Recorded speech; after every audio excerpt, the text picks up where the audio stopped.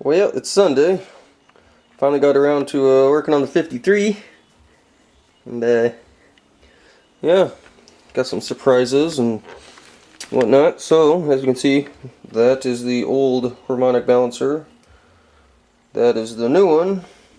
If you remember from previous videos, I said there's a lot of play. The balancer would actually rotate probably almost a quarter inch back and forth. It was pretty bad. So I got that one as a replacement. You can tell right off the bat that, get some good light in there. It's actually not too bad in there. Doesn't look like it's been flopping around or loose. A little rust in there. I cleaned up a little bit with some Scotch-Brite, but got some more work to do. And I have the repair kit for the seal surface there. As you can see, she's pretty cheeched. But there's the old one. You can see it is just hammered inside there from rotating around, walking all over the place. Yeah, I don't know how well you can see the damage in there, but it's very scarred. Kind of did some quick measurements with calipers, not very accurate, but kind of seems like that is just a hair smaller than that. So if all goes right, this one is nice and stretched out, and that one will press on like it's supposed to. So let me show you the truck.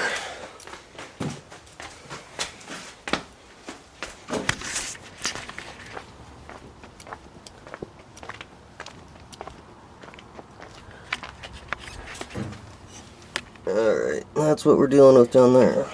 First thing I noticed is it looks like somebody hammered in the cover to make the seal right in a new place. I'm guessing the old harmonic balancer. Oh, I'm zooming. You can see they just kind of hammered it in all the way around, so I don't really like that, but I'm not worried about oil leaks so much. You also notice the, I don't know if it'll zoom in on that. You can see the surface is pretty hammered. It almost looks like somebody did a redneck knurling job on it to try and make it fit tighter. It's almost like somebody was whacking it with a little chisel or something to try and raise the surface so that the balancer would fit a little tighter on there. But haven't really cleaned that off too much yet. And then the little woodruff key fell right out. Get this into the garage. So there's the key. This is probably the most obviously worn part.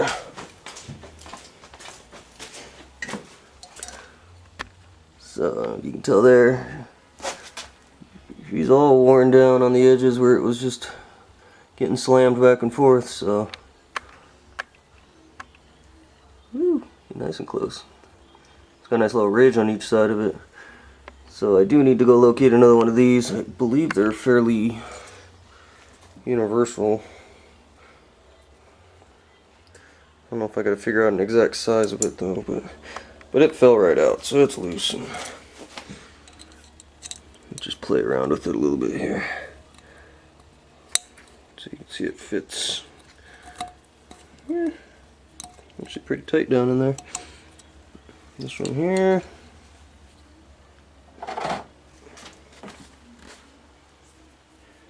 Fits. I'm actually doing it backwards. It would be sitting like this. There you go. You can see how it was slopping around in there. You can see how it just fits right in its own grooves here. This guy here, it's actually much tighter. So that'll be a good sign.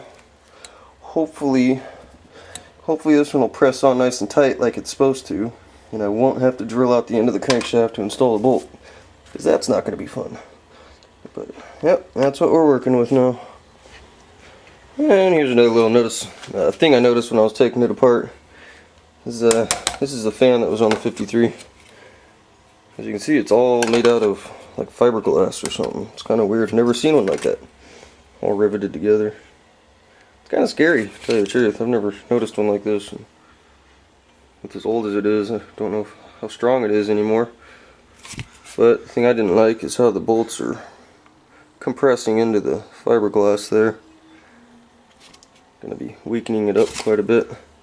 And it's actually missing a chunk right there. Kind of all around it too. So I'd like to find a new one. It's not original, obviously.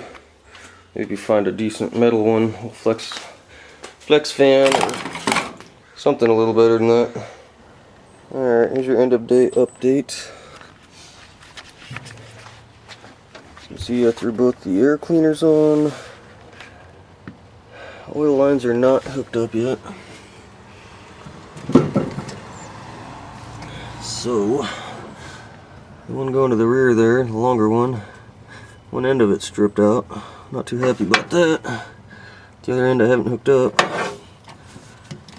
So, I tried to jerry rig a slip fitting on there, but it's just not quite the right size for the hose. The hose is quite a bit smaller, and it doesn't stretch much, so I'm not going to force it. Just buy another hose. I think it has something to do with that little silver fitting that comes with it. Don't think it's quite right, the threads or something, but I'll try it again. And then the other hose here, you can barely see the other end. That one will go to the bottom here. I'll just wait to hook that one up until I get the new hose. So, just fighting cheap parts. Air cleaners look good. Here you go. We did put the new switch on the starter. That actually came with the wrong nut. It was way too big. Kind of weird. Luckily I had that one there. The big guy for the terminal there. Luckily I had one. You can see my vacuum connect isn't hooked up yet because I got to time it. Haven't put that back on. Go over here.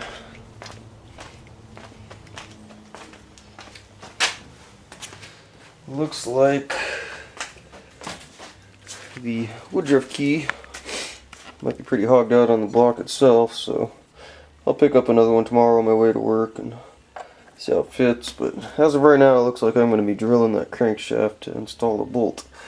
Yippee! Luckily, the center of the crankshaft actually has a I don't know what you call it, a cone shape going inward. So it's kind of like got a natural guide right in the middle of it already, so it should actually be pretty easy to start. I just got to pick up some good drill bits and a good tap and go to town on it, I guess. So I will keep chugging away at it, but that's all I'm getting done this weekend. It's not quite as much progress as I was hoping for, but oh well. I like my new workout rack there, the power tower. It's got all the little goodies for doing leg lifts, and on the back side you do pull-ups, and it's got little handlebars on the bottom down there for doing push-ups, and you can do the I don't know what you call those guys, shoulder lifts or something like that. It's being stored in the garage because my house is so full of junk and from being painted and whatnot, and it's just a mess. There's my new George Foreman grill. That was free. Of course I'm going to grab it if it's free. It's got the power cord. It's got some, came with some grease. Lots of grease. I like that. Might actually try it out tonight. I think I got some pork chops in the fridge. Yeah, sure, I'll show you my next goodie. Don't listen to the radio. It's illegal on YouTube. Actually picked this whole stereo up too for pretty damn cheap. It's gonna be my new shop stereo when I get a shop big enough to put it in. For now, it's just gonna hang out in the house. If you notice, my house is a complete mess. Look at everything. Look at it. Everything is pushed to the center of the room for painting purposes, which is taking me probably 2 months now, because I'm just not motivated to paint. It's got real dark light, so you probably can't see anything anyways. But here's a shot of Axel. He's just let me in. But then he comes in, doesn't want to be anywhere because there's no room for him. So he likes it outside. Anywho, battery's about to die, so signing off until next weekend. I'll have a full weekend next weekend, so had to work this Saturday. So anywho, bye-bye. Yep, and one more quick thing before the battery dies. This will be a future video. Got this old, what do they call it, McCulloch Mac 1010 automatic. I'm not talking about a gun. But there you go, little blade on her, little bar. Here's the other side. She doesn't run. She's pretty much run all her life, and then this last year, I guess my dad couldn't get her started, so instead of fixing it, he just gave it to me. I believe he bought it brand new back in the 70s sometime. So it's definitely a heavy duty little saw. So kind of excited about that guy. It's a future video.